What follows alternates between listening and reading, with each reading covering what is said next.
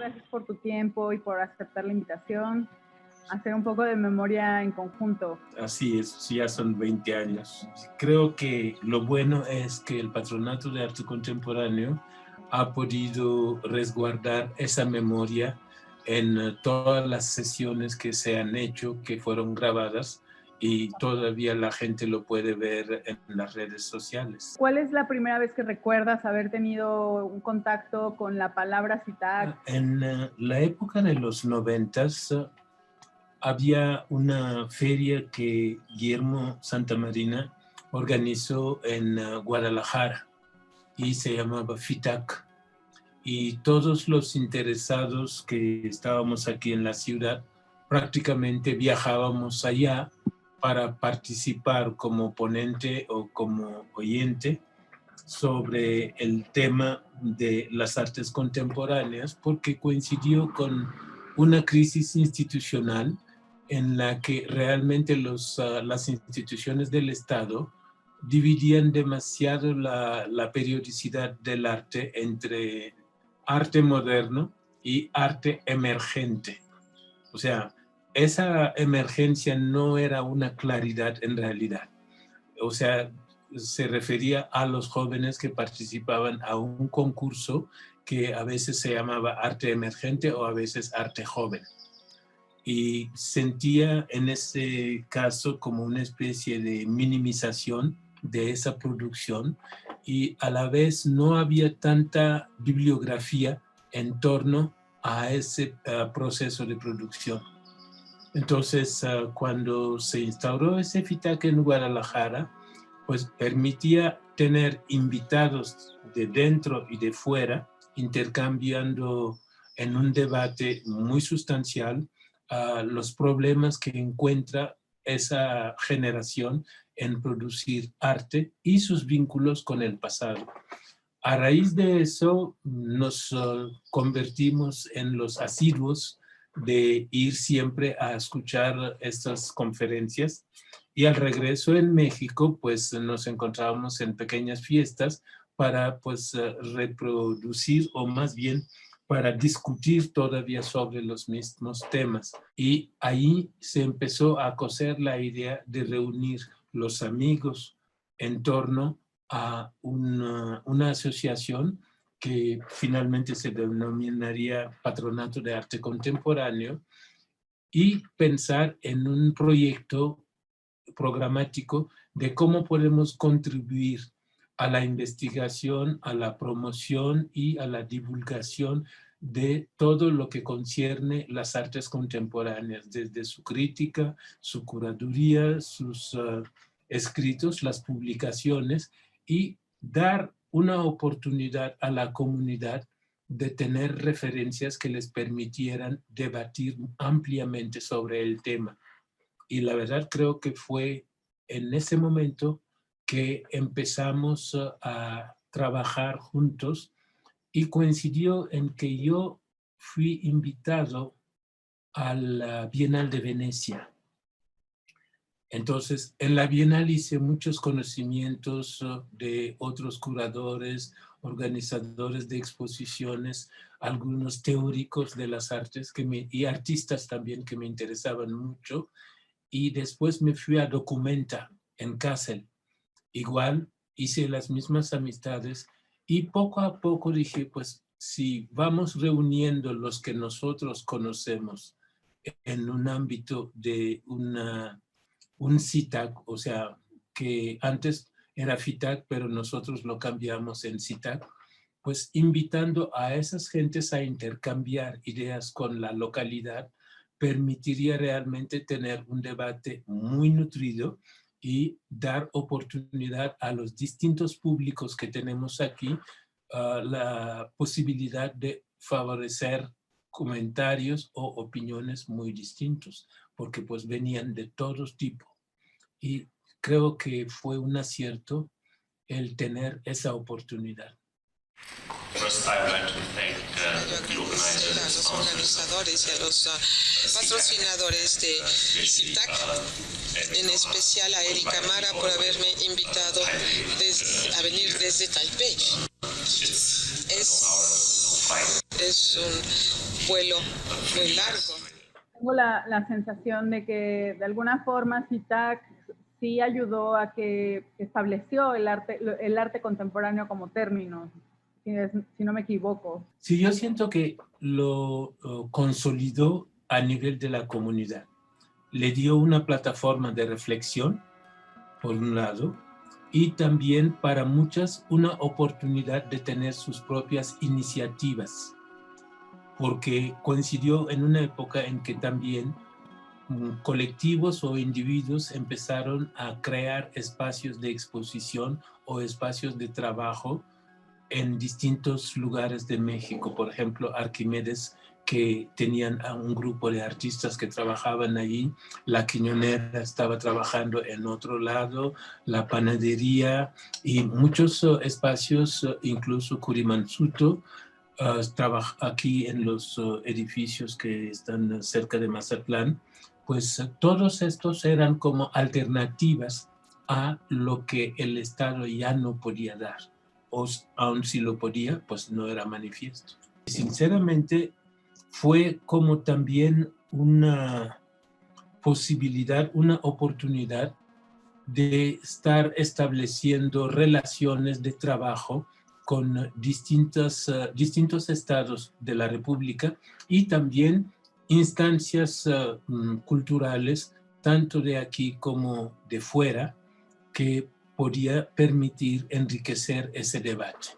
O sea, yo me iba a bienales, me iba a algunos encuentros, me invitaron en Sudáfrica, de donde también conocí gente y los invité a que participaran a lo que teníamos aquí.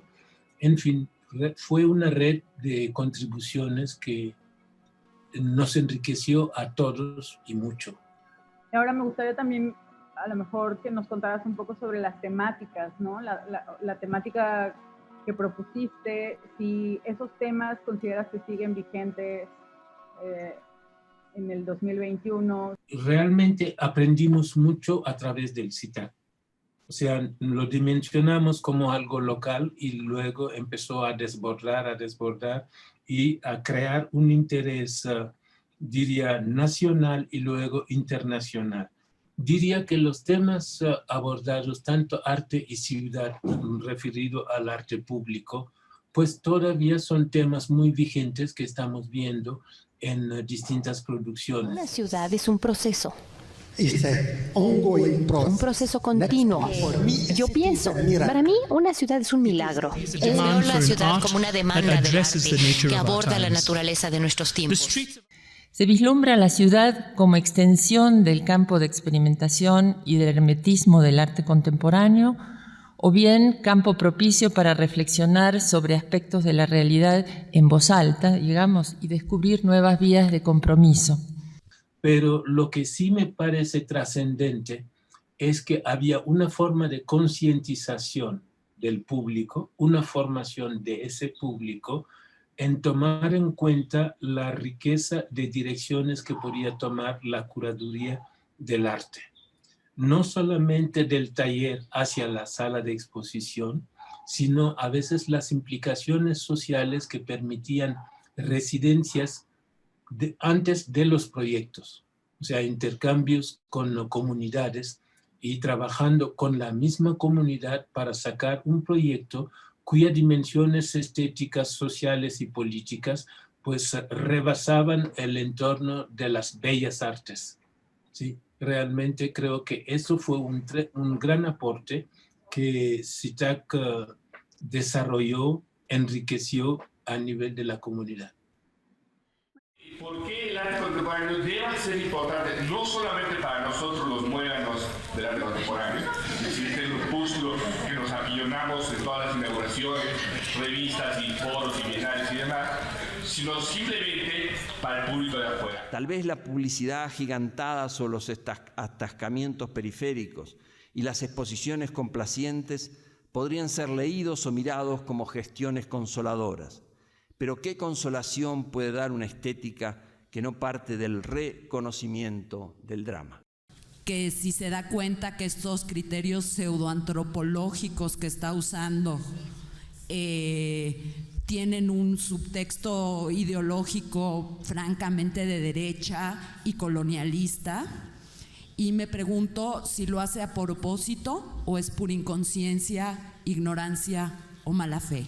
¿Hay algún momento de, ya sea de tu CITAC o de algún otro que recuerdes y que sea como para ti un momento memorable? O sea, algunos que de pronto cuando los veo en YouTube me hacen reír. De las sesiones que me acuerdo sobre todo cuando Carmen Cuenca y Michael Krishman, que eran los directores de Inside, que se daba en la frontera, vinieron a presentarnos algunos de los proyectos, y un proyecto que yo mismo presencié cuando se dio en Tijuana y me impresionó muchísimo, era de un artista polaco, Krzysztof Wodiszko, que trabajó con las maquiladoras, las señoras que trabajaban con las maquiladoras, y lo fue haciendo con sociólogos, con antropólogos sociales y con muchos colaboradores. Finalmente los entrevistó y invitó a unos técnicos que le hicieran aparatos que eran realmente, como diría, de aliens, porque parecían de extraterrestres, y las señoras vinieron en la plaza del Secut, que es el Centro Cultural de Tijuana, y en la bola proyectaron el rostro de una señora que desde el avión, me imagino que todo el mundo se asustó porque era gigantesca la figura, y la señora hablaba de todas las contaminaciones que los productos que utilizaban en las maquiladoras les afectaban en la piel, en generar cáncer o alguna enfermedad dermatológica, etc. Y obviamente era doloroso escuchar eso, y cuando lo proyectó en el auditorio, un señor levantó la mano y dijo, oiga, pero en esto, ¿dónde está la estética? ¿Cómo reacciona el público ante este tipo en que no es nada agradable? Por lo menos, ¿dónde está la estética?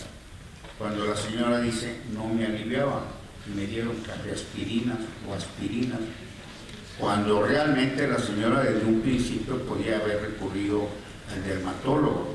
Está recurriendo a un médico general, y por otra parte, pues, ¿dónde está la estética? Entonces uno se daba cuenta de que el entendimiento de la estética era algo muy restringido para algunos, y no veían esas dimensiones sociales que podía involucrar el arte contemporáneo. Pero se notaba el estire y el afloje de cómo podemos entender de manera diversa el arte contemporáneo. No hay una sola definición, hay que abrirse y darse cuenta de que depende de la creatividad de los artistas, de la apertura de las mentes y realmente de una generosidad de escuchar realmente a los protagonistas. ¿De qué manera crees que ha moldeado CITAC a las nuevas generaciones o en realidad al contexto nacional artístico? En mucho, CITAC les ha posibilitado una plataforma de concientización en torno a la producción, a la circulación y a la promoción del arte contemporáneo. Por un lado, muchos artistas se volvieron mucho más conscientes y, más allá de las apariencias, quisieron que su arte sea más comprometido a lo que es su entorno cercano. Eso me pareció muy importante, que de lo que era más contemplativo se movieron hacia lo participativo. Esa interacción con el público, esta posibilidad de también desplazarse y trabajar en distintos sitios de la República para no ser nada más todo es México, me pareció muy importante, y la posibilidad de que ellos mismos generaran iniciativas, tanto individuales como colectivas, para abrir sus propios espacios en los distintos estados del país.